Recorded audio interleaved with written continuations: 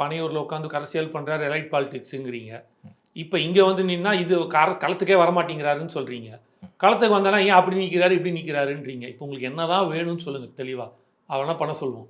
எனக்கு புரியவே மாட்டேங்குது நீங்கள் பேசுகிறதுல. முதல்ல என்ன சொல்கிறீங்க, அவர் வேட்டுக்குள்ளே இருக்கார், எப்போங்க மக்களை சந்திக்க களத்துக்கு வருவாருன்றீங்க. களத்துக்கு வந்து நின்னானா ஏன் அப்படி நிற்கிறாரு, ஏன் இந்த பக்கம் திரும்பலை, ஏன் அந்த விவசாயியை பார்க்க பேசலை, இந்த விவசாயியை பார்த்து ஏன் பேசுகிறாரு, இப்படின்லாம் ஒரு கேள்விங்களாங்க. உங்களுக்கு ரெஸ்ட்ரிக்ஷன்ஸ் அவங்க போட்டாங்க, அவங்க கட்டுப்பாடு விதிச்சிருக்காங்க. கட்டுப்பாடு விதிச்சிருக்காங்கன்ற போது அதுக்கு ஏற்ற மாதிரி தான் அவர் நடந்துக்கிறாரு. தூக்கி அடிச்சுட்டு போனால் அவருக்கு 2 நிமிஷம் ஆகாது. அது செய்யக்கூடாது. அதை நாம் அதை நம்ம செஞ்சிட்டோம்னா நம்ம பின்னாடி நிற்கிற கோடான கோடி கட்சி தொண்டர்கள் அதை வழிபடுத்த ஆரம்பிச்சுன்னா அவங்களுக்கு தேவையில்லாமல் பல பிரச்சனைகள் வரும் அப்படின்றதுனால அவர் வந்து கண்ட்ரோல்டாக சரி இவருக்கு சொல்கிறபடி போவோம் பார்த்துக்கலாம் அப்படின்னு இருக்காது. வரும் காலங்களில் நீங்கள் ஓவராக ப்ரெஷர் போட்டிங்கன்னா நீங்கள் சொன்னதெல்லாம் நடக்கும். தூக்கி அடிச்சுட்டு பேசிட்டு போயிட்டே தான் இருக்க போகிறார். அது நடக்கும்.